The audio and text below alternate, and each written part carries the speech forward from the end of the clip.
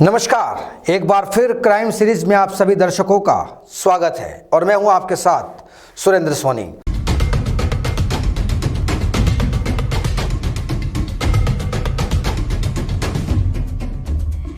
आखिरकार लगता है कि हिंदुस्तान की सरकार को जिस वक्त का इंतजार था, लगता है अब उसके सपने पूरे हो जाएंगे। दरअसल देश में करीब 3 साल पहले पीएनबी बैंक के साथ 11,400 करोड़ रुपए की धोखाधड़ी का मामला सामने आया था। तो कई लोगों पर सवाल उठे, सरकार भी कटघरे में खड़ी हुई तो बैंक के कई अधिकारी भी, और धोखाधड़ी की इस करतूत को अंजाम देने वाले थे मेहुल चोकसी और नीरव मोदी। रिश्ते में दोनों मामा भांजा हैं।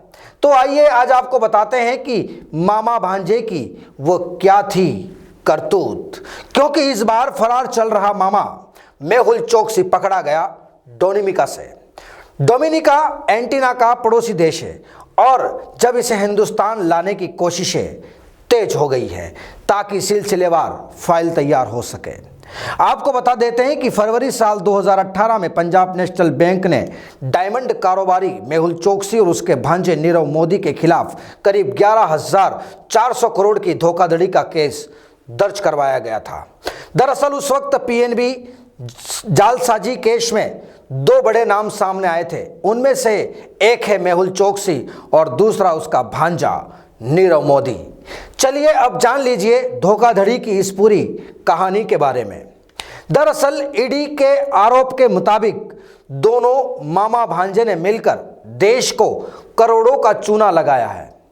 ईडी ने अब तक नीरव मोदी और चोकसी के कई शोरूम्स, वर्कशॉप, ऑफिस और घर पर छापा मारकर करीब 5,100 करोड़ इकट्ठे कर चुकी है।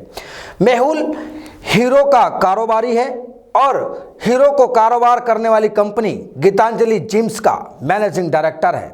इस कंपनी को मेहुल ने ही खड़ा किया है। मेहुल एक इंटरनेशनल हीरा कारोबारी है जिसे साल 2011 में एशिया पैसिफिक इंटरप्रेन्योरशिप में अवार्ड मिल चुका है।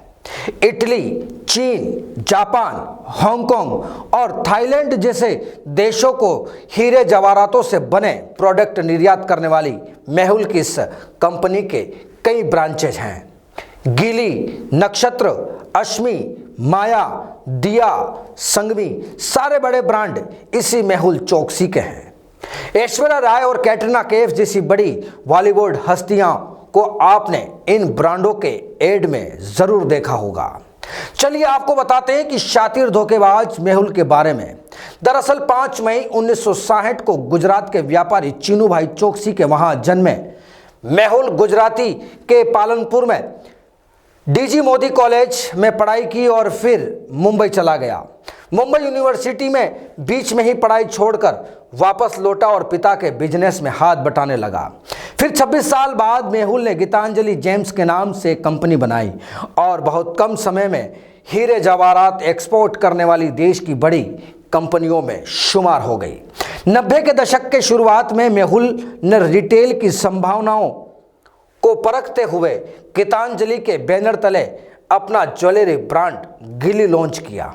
साल 1994 में रिटेल में मार्जिन ज़्यादा थे और एक दशक के अंदर गीतांजलि का बिजनेस देश से विदेश तक पहुंच गया।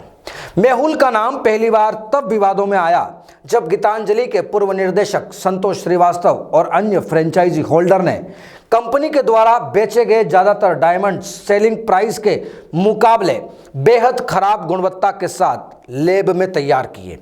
फरवरी 2018 में पीएनबी ने मेहुल चोकसी और उसके भांजे नीरव मोदी के खिलाफ 11,400 करोड़ की धोखाधड़ी का केस दर्ज करवाया गया था।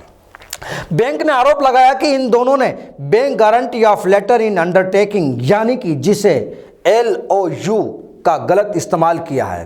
पीएनबी की ओर से की गई 2 एफआईआर के अलावा ईडी ने भी एक केस दर्ज किया है।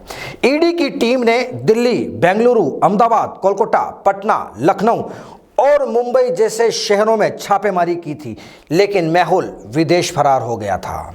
लेकिन अब इसे डोमिनिका से गिरफ्तार कर लिया गया है और एंटीगुआ सरकार ने मेहुल को सौंपने की हाँ कर दी है। फिलहाल अब सरकार को इंतजार है मेहुल की उस फ्लाइट का जब वह हिंदुस्तान पहुंचेगा और उसके हाथों में होगी हिंदुस्तानी हथकड़ियां। फिर हाजिर होंगे क्राइम की कुछ और दिलचस्प तस्वीरों को लेकर। तब तक देखते रहिए न्यूज़ 20 इंडिया। नमस्कार।